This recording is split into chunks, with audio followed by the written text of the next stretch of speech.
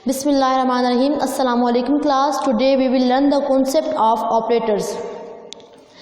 Mechanics के course का हम चैप्टर नंबर 1 डिस्कस कर रहे हैं जिसका नाम है वेक्टर्स। आज हम जो आर्टिकल डिस्कस करने जा रहे हैं उसका नाम है ऑपरेटर्स।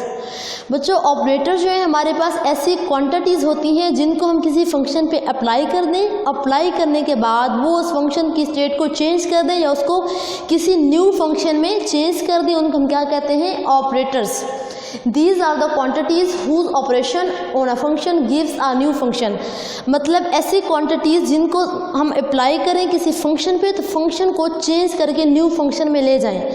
लेट्स सपोज अगर आप एक वेक्टर फंक्शन लेते हैं, उस पर आप कोई ऑपरेटर अप्लाई करते हैं, अगर वो स्केलर में चेंज हो जाता है तो इट मीन्स के ऑपरेटर ने अपना काम किया और उसको एक नए फंक्शन में चेंज कर दिया।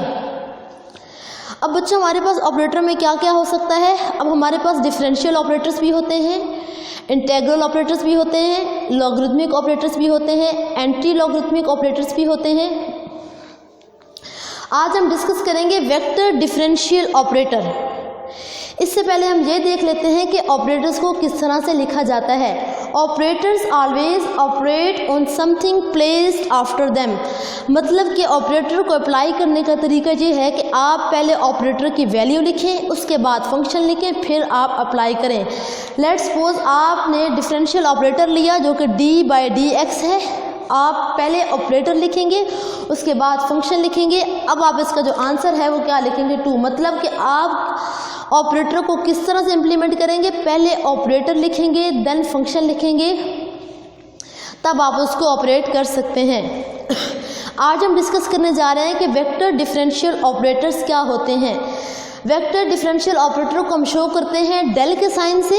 डेल के साइन के ऊपर बच्चों आपने याद रखना है कि वेक्टर की नोटेशन लाजमी यूज़ करनी है क्योंकि हम वेक्टर डिफरेंशियल ऑपरेटर की बात कर रहे हैं। इट मीन्स कि इसकी कोई ना कोई वैल्यू भी होगी। डेल की वैल्यू जो होती है partial over partial X I unit vector plus partial over partial Y J unit vector plus partial over partial Z K unit vector. Partial को बच्चों हम इस तरह से लिखते हैं, पार्शियल का अपना साइन होता है, वो वाला साइन यूज़ करेंगे। ये हमारे पास वेक्टर डिफरेंशियल ऑपरेटर है। अब हमने इसको मुख्तलिफ फंक्शंस पे अप्लाई करना है। देखते हैं कि इसको हम किस किस तरह से अप्लाई कर सकते हैं। अब हम बात करते हैं ग्रेडियंट ऑपरेटर की। यूज़ हमने क्या करना है? यूज़ हमने वेक्टर डिफरेंशियल ऑपरेटर ही करना है। उसको हम डिफरेंट फंक्शंस पे अप्लाई करके देखते हैं कि हमारे पास इस फंक्शन ने कैसे, इस ऑपरेटर ने किस तरह से काम करना है। Operation of del on a scalar function is called gradient operator. आपने क्या करना है? कोई भी एक स्केलर फंक्शन ले लें, उस पे आपने क्या करना है? वेक्टर डिफरेंशियल ऑपरेटर ऑपरेट करना है। आप देखेंगे कि आपका स्केलर फंक्शन जो है वो एक वेक्टर फंक्शन में चेंज हो जाता है। आप इसको सिंपली इस तरह से भी लिख सकते हैं कि अगर आपके पास u, आप कहेंगे कि लेट्स सपोज u कोई भी हमारे पास स्केलर फंक्शन है, आपने उस पर क्या अप्लाई किया? डेल अप्लाई किया। आप इसको लिख सकते हैं कि ग्रेडियंट u। डेल को अप्लाई करेंगे किसी स्केलर फंक्शन पे तो हमारे पास वो ऑपरेटर कौन सा बन जाएगा? Gradient operator. अब हम इसके एक एग्जांपल को सॉल्व करते हैं, देखते हैं कि किस तरह से अगर आप एक स्केलर फंक्शन लें तो वो किस तरह से वेक्टर फंक्शन में चेंज हो रहा है। आपने फंक्शन लिया फाई, ये एक स्केलर फंक्शन है, इसकी वैल्यू है 2xy² + 3yz। अब मैंने इसको स्केलर फंक्शन क्यों बोला है बच्चों? यहाँ पे कोई i, j एंड k जो है वो यूज़ नहीं हो रहा। इट मीन्स कि ये हमारे पास कौन सा फंक्शन होगा? स्केलर फंक्शन होगा। अब आप इस पे वेक्टर डिफरेंशियल ऑपरेटर लगाएंगे। अब आप देखेंगे कि क्या ये फंक्शन जो है वो न्यू फंक्शन में चेंज होता है या नहीं। अब आपने डेल को मल्टीप्लाई करना है इस स्केलर फंक्शन के साथ। आपको पता है कि डेल की वैल्यू क्या होती है? Partial over partial X I plus partial over partial Y J plus partial over partial Z K, और साथ में आप इधर डेल फाई की वैल्यू लिख दें 2xy² + 3yz। अब आपने क्या करना है? पहले पार्शियल ओवर पार्शियल एक्स को मल्टीप्लाई करना है इस पूरी टर्म से, साथ में i लिखना है, फिर पार्शियल ओवर पार्शियल y को मल्टीप्लाई करना है इस पूरी टर्म से, फिर j लिखना है, फिर पार्शियल ओवर पार्शियल z को मल्टीप्लाई करना है इस टर्म से, फिर साथ में क्या लिखना है k यूनिट वेक्टर। आपने पार्शियल ओवर पार्शियल x को मल्टीप्लाई किया इस पूरी टर्म से और साथ में i यूनिट वेक्टर लिख दिया, फिर पार्शियल ओवर पार्शियल y को मल्टीप्लाई किया इसी पूरी टर्म से, साथ में j यूनिट वेक्टर लिख दिया, फिर पार्शियल ओवर पार्शियल z को मल्टीप्लाई किया इस फंक्शन के साथ, साथ में k यूनिट वेक्टर लिख दिया। अब आपने क्या करना है, आपके पास जो ये टर्म लिखी हुई है इसमें से इसको आपने क्या करना है, इसका पार्शियल डेरिवेटिव लेना है but with respect to x लेना है। अब आप देखें कि इस पूरे एक्सप्रेशन में जो x वाली टर्म है, आप उन्हीं वो टर्म जिनमें x इन्वॉल्व है आप उन्हीं का सिर्फ पार्शियल डेरिवेटिव ले सकते हैं। तो इस टर्म में से हमारे पास क्या बन जाएगा 2y²। अब y और z का जो है differential with respect to x क्या होता है 0, हम उसको काउंट नहीं करेंगे तो 2y² और साथ में i एज इट इज़ आ गया। फिर हमने इस एक्सप्रेशन को इसको डिफ्रेंशिएट करना है, इसका पार्शियल डेरिवेटिव लेना है विद रिस्पेक्ट टू y, तो वो क्या हो जाएगा 2x²। अब इस टर्म में भी y था तो y का y के लिहाज से पार्शियल डिफरेंशियल क्या हो जाएगा 1, 3z आ जाएगा और साथ में j यूनिट वेक्टर। अब लास्ट टर्म की बात करें तो आप उस एक्सप्रेशन को उसका पार्शियल डेरिवेटिव लेंगे विद रिस्पेक्ट टू z, वो क्या आ जाएगा 3y and k unit vector. अब आप देखें कि आपके पास जो एक्सप्रेशन आया है ये वाला, इसमें i भी है, j भी है एंड k भी है। इसका मतलब है कि आपने एक स्केलर फंक्शन लिया फाई, उस पर आपने वेक्टर डिफरेंशियल ऑपरेटर अप्लाई किया, उसके बाद वो फंक्शन किसी न्यू फंक्शन में चेंज हो गया है। अब आप देखें आपका स्केलर फंक्शन वेक्टर फंक्शन में चेंज हो गया। अब आपको कैसे पता चला कि ये वेक्टर फंक्शन है बच्चों, इसमें i j एंड k लिखा हुआ है। i j एंड k जो है वो यूनिट वेक्टर होता है, वो जिस जगह पे लग जाए जिसका मतलब है कि वो किसी न किसी वेक्टर को डिस्क्राइब कर रहे हैं along x axis, along y axis and along z axis. It means कि आपने वेक्टर डिफरेंशियल ऑपरेटर अप्लाई किया स्केलर फंक्शन पे और क्या हो गया कि वो स्केलर फंक्शन जो है वो वेक्टर फंक्शन में चेंज हो गया। इट मीन्स कि वेक्टर्स वाकई ही ऑपरेटर्स ऐसे क्वांटिटीज़ होती हैं जिनको हम किसी फंक्शन पे अप्लाई करें तो उनको न्यू फंक्शन में चेंज कर देती हैं। अब हम दूसरे ऑपरेटर की तरफ बढ़ते हैं जिसका नाम है divergence operator. Operation of del on a vector function, हमने अभी भी वेक्टर डिफरेंशियल ऑपरेटर ही अप्लाई करना है, बट हमने पहले बच्चों किया था स्केलर फंक्शन पे, बट अब हम किस पे करेंगे, वेक्टर फंक्शन पे। किस फंक्शन पे, वेक्टर फंक्शन पे। अब सिंपल मल्टीप्लिकेशन नहीं है, अब हमने करनी है थ्रू डॉट प्रोडक्ट।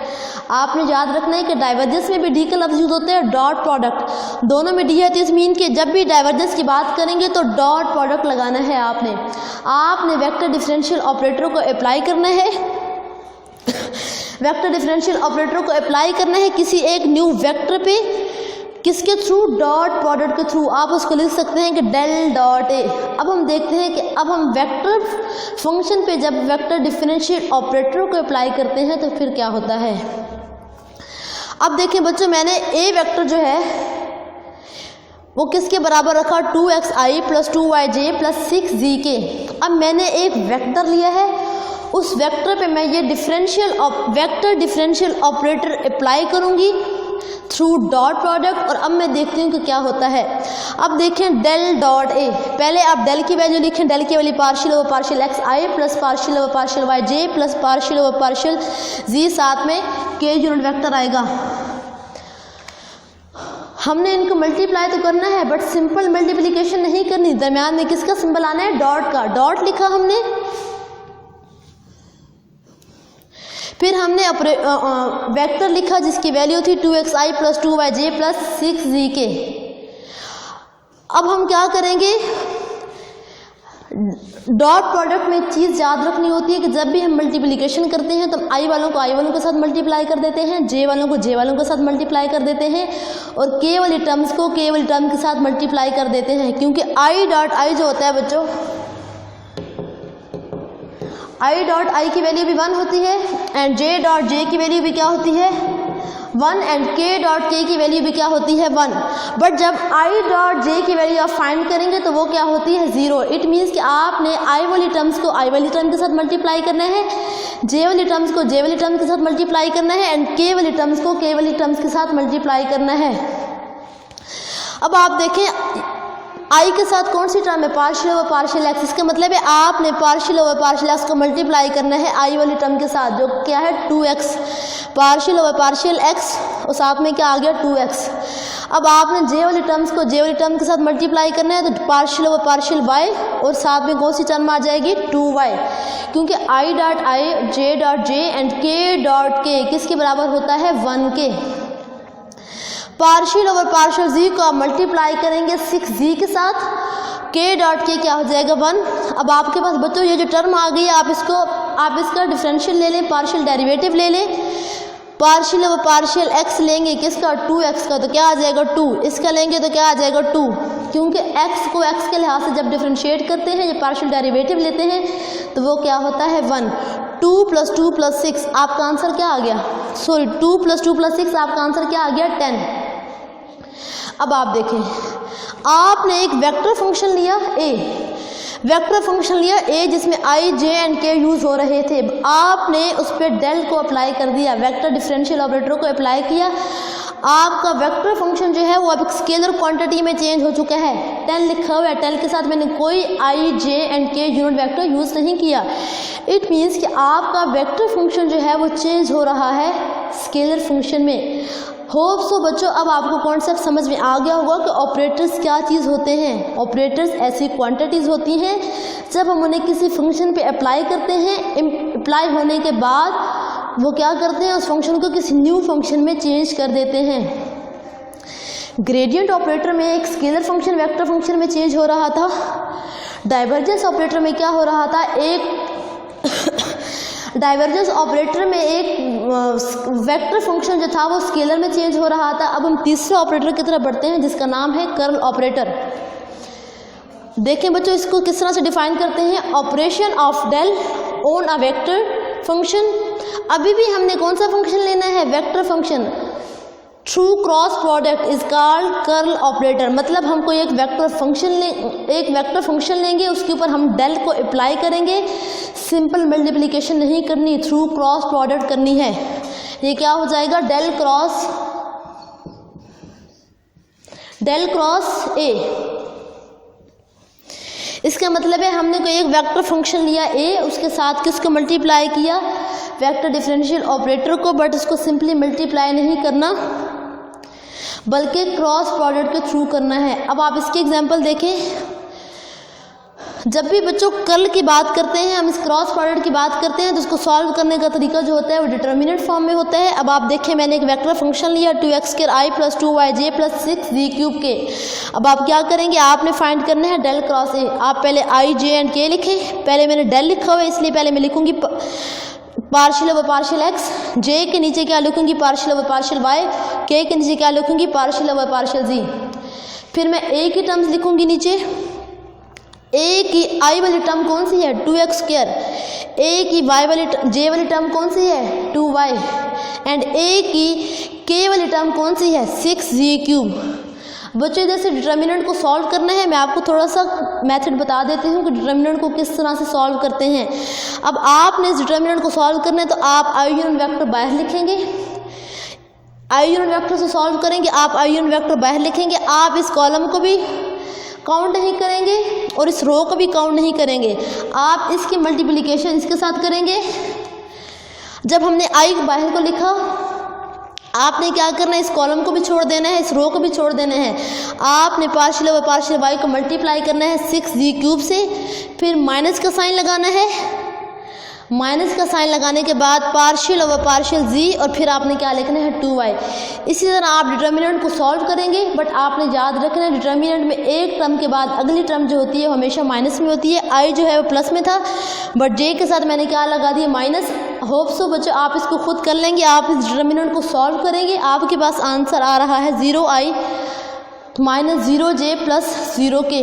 अब इसका मतलब बच्चों ये नहीं है कि कर्ल अप्लाई करने के बाद कर्ल ऑपरेटर अप्लाई करने के बाद ये वेक्टर का आंसर इस फंक्शन का आंसर 0 हो जाना चाहिए। बट जहाँ पे मैंने फंक्शन ही कुछ इस टाइप का ले लिया था कि आंसर 0 आ गया, अदरवाइज इसका आंसर भी एक वेक्टर क्वांटिटी आती है। मतलब जब आप कर्ल ऑपरेटर को अप्लाई करते हैं तो आपके पास क्या होता है कि वेक्टर फंक्शन जो है वेक्टर फंक्शन में ही चेंज रहता है, बट उसके अंदर थोड़ी बहुत और चेंजिंग्स आ जाती हैं। होप सो बच्चों आपको ये आर्टिकल बहुत इंटरेस्टिंग लगेगा। इसमें हमने ऑपरेटर को पढ़ा है कि ऑपरेटर जो है किसी भी फंक्शन के ऊपर अप्लाई होते हैं तो उनकी स्टेट को या उनके उस फंक्शन को क्या कर देते हैं, चेंज कर देते हैं।